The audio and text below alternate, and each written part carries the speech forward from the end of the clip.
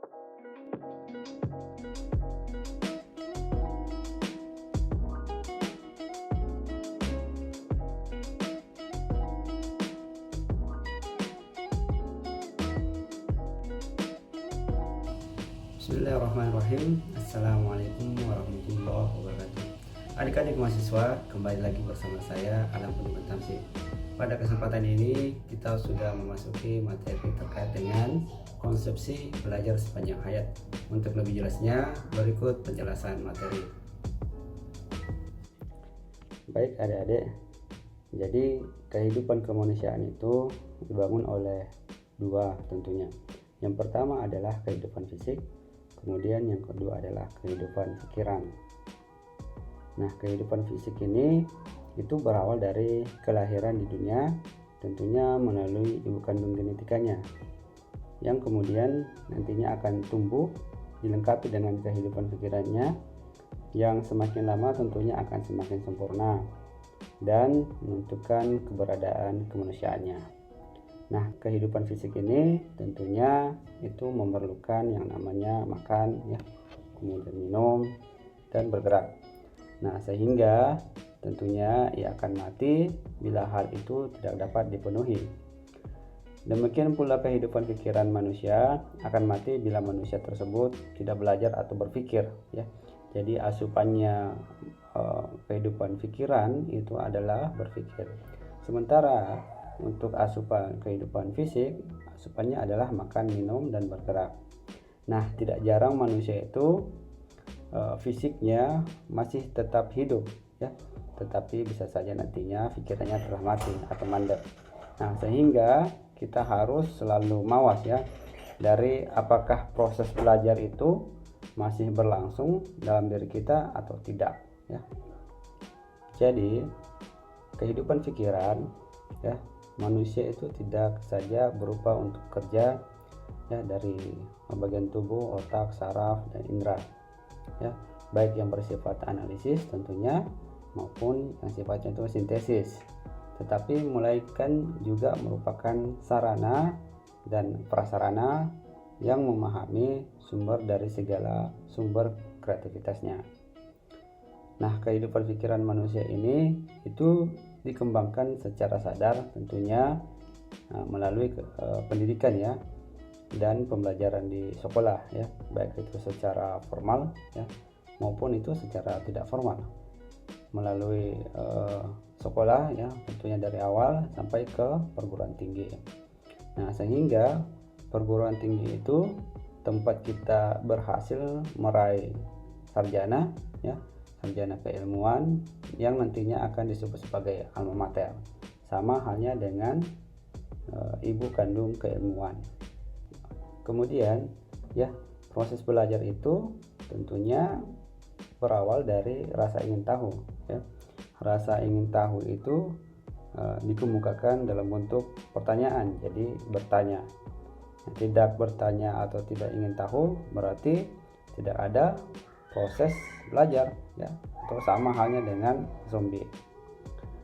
Jadi semakin dewasa seseorang, ya, mestinya semakin canggih proses belajarnya, ya. Berarti semakin canggih pula nanti cara ia bertanya. Dengan demikian, tanpa dibarengi dengan kesadaran membangkitkan rasa ingin tahu, tentunya kegiatan di sekolah seperti kuliah, membaca, atau praktikum, jadi nantinya itu bukanlah proses belajar yang meningkatkan kehidupan pikiran seseorang, tapi namun sekedar kegiatan merekam dan latihan fisik belaka, ya, seperti itu.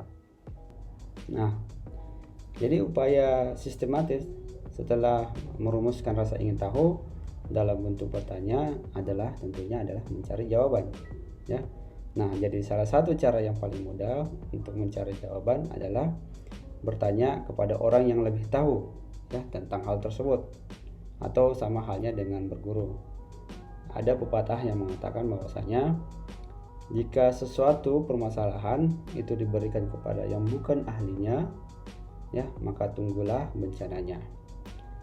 Jadi komunikasi dengan seseorang guru sangatlah manusiawi karena diselenggarakan dengan nalar, kemudian ada rasa, kemudian ada bahasa dan gerak yang telah sama-sama dipahami.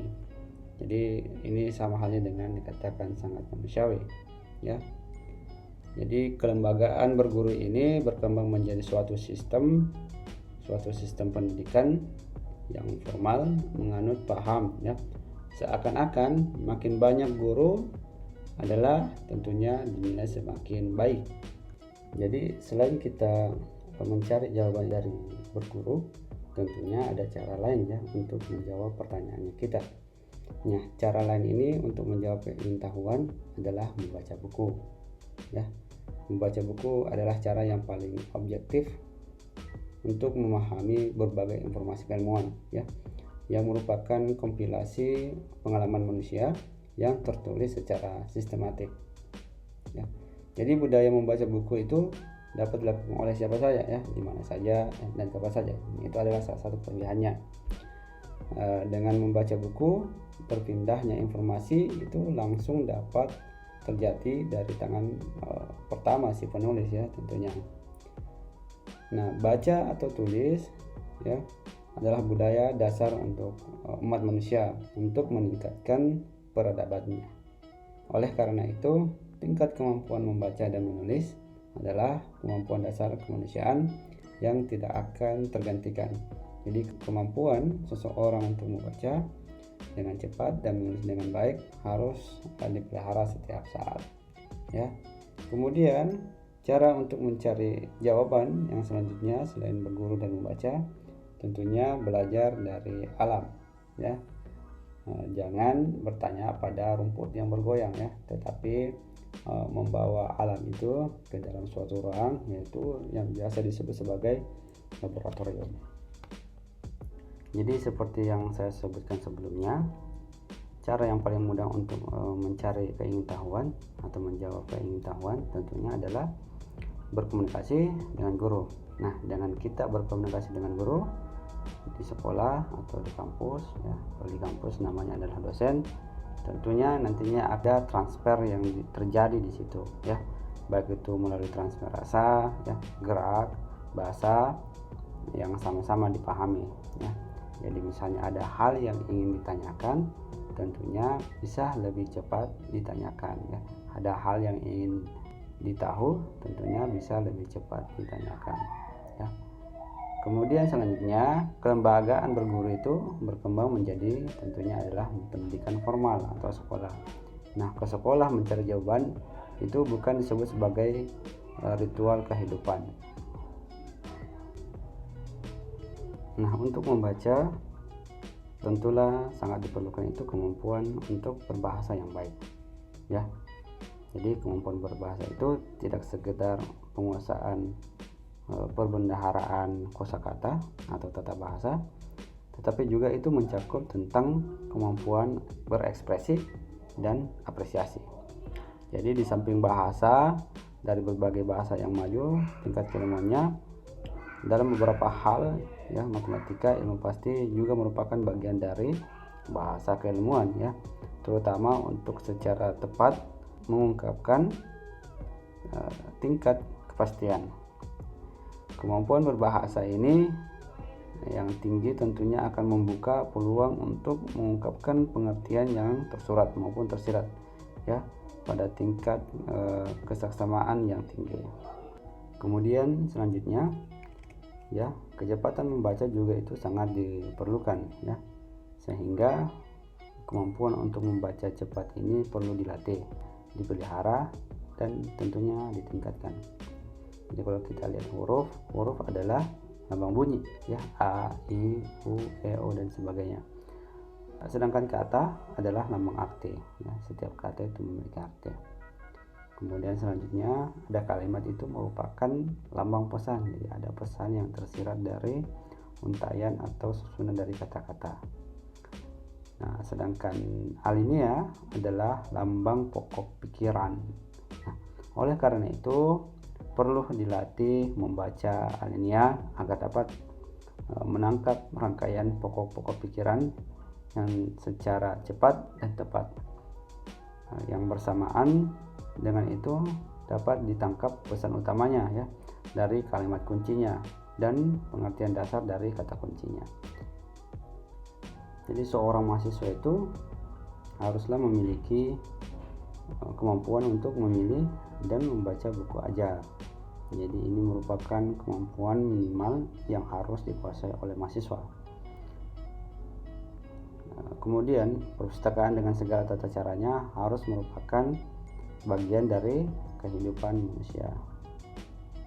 Jadi mahasiswa itu harus bisa menggunakan katalog atau software yang tersedia untuk penelusuran buku ya, dan memilih buku mana yang harus dia baca. Nah, kalau sekarang itu tentunya lebih dipermudah dengan adanya mesin pencari ya, software pencari. Nah, pengertian dari setiap jenis buku tentunya juga harus dipahami ya, sehingga tepat dan benar dalam penggunaannya. Jadi mahasiswa itu harus mengenal perbedaan buku antara buku referensi ensiklopedia ya, buku abstrak ya, buku indeks, kamus, monolog, buku ajar, jurnal, catatan, proceeding, dan sebagainya. Dalam membaca buku teks tentunya ada metode yang sangat efektif dan efisien ya, yang dapat meningkatkan kemampuan yang nantinya untuk menyerap ilmu pengetahuan ya. Ada yang namanya adalah metode SQ3R. S-nya itu adalah survei, Q-nya itu adalah question, adalah pertanyaan, 3R-nya itu adalah read, review, dan recall ya. Survei itu melihat sekilas terkait dengan buku dengan ilustrasinya ya, kemudian membaca kata pengantarnya dan seterusnya, sehingga nantinya itu akan menimbulkan rasa ingin tahu dan bertanya. Kemudian question itu bertanya-tanya tentang bahan yang akan dibahas. Dalam bentuk buku ajar itu seringkali disiapkan daftar pertanyaan untuk membantu pembaca memadu rasa ingin tahunya ya. Kemudian read atau membaca secara cepat dan menyeluruh untuk menangkap pokok-pokok pikiran itu tentu harus dibaca secara sepintas ya, tidak perlu membaca secara berulang-ulang ya, karena kalau dibaca secara berulang-ulang tentunya nantinya akan mengurangi waktu ya. Kemudian selanjutnya review, jadi menelaah pokok-pokok pikiran ya, yang penting, pesan-pesan yang penting, serta kata-kata kunci, itu adalah review. Kemudian recall itu mengulang, telaah, membahas, dan menguasai permasalahan. Jadi maksudnya di sini adalah kita bisa mampu mengulang apa yang sudah kita baca dengan cara mengungkapkan ya, membahasnya dan menguasai permasalahannya. Nah, tentunya jika kita berdialog dengan manusia itu akan lebih mudah nantinya akan mengungkapkan pikirannya, berbeda dengan berkomunikasi dengan alam ya. Nah, berdialog atau berkomunikasi dengan alam itu terlebih dahulu kita harus melakukan kompilasi logika alam ke dalam pikiran manusia kita. Kemudian ya, pelajaran kimia, fisika, biologi, dan ilmu-ilmu pengetahuan alam pada dasarnya adalah proses kompilasi pikiran alam ke dalam pikiran manusia yang akan terungkap kembali pada saat kita berdialog dengan alam. Ketika kita berdialog dengan alam, bisa dikatakan itu merupakan hal yang tidak mudah dan mungkin yang paling sulit. Jadi oleh karena itu suatu cara yang sistematik perlu dikembangkan, yaitu dengan cara itu membawa fenomena alam itu ke dalam laboratorium untuk ditelaah. Dan praktikum pada dasarnya adalah latihan untuk memiliki kemampuan itu, kemampuan berdialog dengan alam. Dengan demikian nantinya praktikum bukan sekadar cara untuk melengkapi atau menyempurnakan penguasaan materi perkuliahan, tetapi melainkan menanamkan pengertian dan kemampuan dasar untuk dapat berdialog langsung dengan alam secara alami dan manusiawi. Jadi berbagai upaya sistematik di atas itu merupakan cara untuk menjawab pengetahuan dan pertanyaan berbagai hal yang sifatnya itu fisik, ya, yang sifatnya itu alamiah ilmiah, baik yang nyata dan kasat mata maupun ilmiah yang abstrak dan tak terlihat, yang hasilnya nanti adalah pemahaman ilmu alamiah yang ilmiah. Dalam hal keingintahuan, untuk memenuhi keinginan tahuan terhadap hal yang gaib dan metafisik ini, maka pendekatan yang paling dekat adalah pendekatan agama yang ilahiyah, ya. Karena pendekatan agama itu merujuk kepada tentunya nantinya adalah kitab suci dan petunjuk Nabi Allah Rasulullah SAW. Jadi apa kaitan antara ilmu dan agama? Jadi pada dasarnya sebenarnya segala sesuatu yang sifatnya itu metafisik, ya, atau yang ilmiah, itu sebenarnya bersumber dari Maha Pencipta, ya. Jadi ini merupakan sesuatu yang akan saling melengkapi dan menyempurnakan, nah, tentunya akan memberikan pemahaman dari rujukan yang utuh, menyeluruh dan terpadu, dan tidak akan saling bertentangan. Seperti yang disebutkan dalam Al-Quran, surat Al-Baqarah, a'udzubillahi minasyaitonirrajim, qalu subhanaka la ilma lana illa ma 'allamtana innaka antal alimul hakim. Jadi mereka menjawab, maha suci Engkau, tidak ada yang kami ketahui selain dari apa yang telah Engkau ajarkan kepada kami. Sesungguhnya Engkau lah yang maha mengetahui lagi maha bijaksana.